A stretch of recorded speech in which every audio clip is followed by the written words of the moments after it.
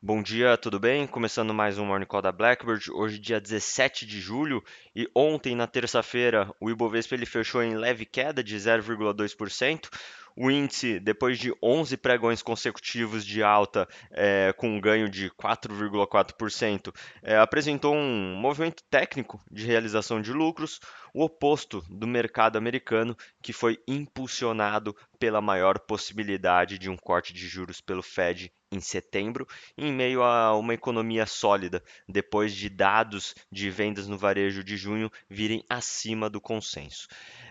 O principal destaque positivo foi a SLC, depois também de uma elevação de recomendação por um banco de investimento e previsões positivas para o resultado do segundo trimestre de 2024. Falando sobre renda fixa, os juros futuros encerraram a sessão de ontem com fechamento por toda a extensão da curva. Domesticamente falando, o ruído político em torno da necessidade de corte de despesas pelo Estado elevou a cautela dos investidores, mas logo foi mitigado pelo pronunciamento do ministro da Fazenda, no qual reiterou o comprometimento dos governistas com o cumprimento do arcabouço fiscal. Nos Estados Unidos, apesar de os dados de vendas no varejo terem apresentado aceleração, o mercado ele aumentou, né, seu otimismo com o corte de juros em setembro. E falando sobre os mercados globais, nesta quarta-feira, os futuros nos Estados Unidos eles abrem em queda em torno de 1%, após uma fala dura de Trump sinalizando aumento de tensões geopolíticas.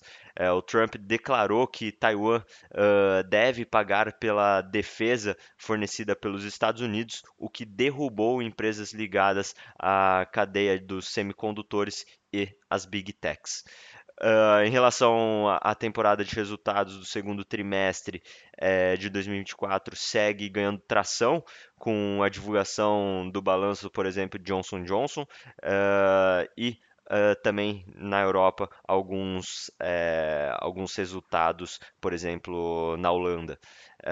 Na Europa, as bolsas elas operam em queda em torno de 0,5%, com também um acirramento de tensões geopolíticas globais, e na China as bolsas elas fecharam em leve alta, em torno de 0,1%.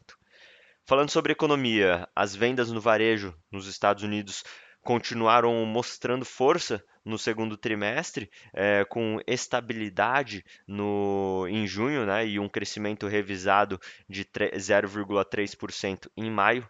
O núcleo nas vendas no varejo subiu 0,9% em junho, depois de uma alta de 0,4% em maio.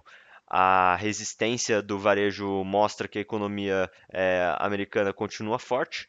E no Reino Unido, a inflação no mês de junho mostrou uma alta em torno de 2%, acima das expectativas do mercado, com fortes pressões de serviços que mantiveram um nível de 5,7%. A alta ela reduziu as apostas de cortes de juros na próxima reunião do Banco da Inglaterra.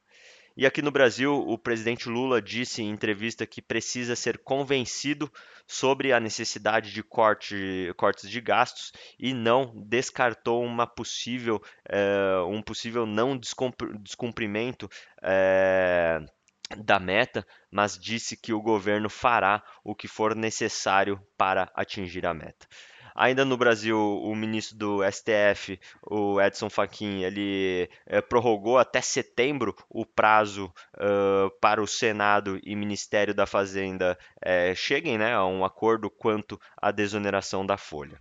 E na agenda do dia, destaque para a divulgação da produção industrial nos Estados Unidos, que deve mostrar uma alta em torno de 0,4%, segundo o consenso, e do livro bege, que reúne informações qualitativas sobre o estado da economia americana nos 12 distritos onde o Fed opera.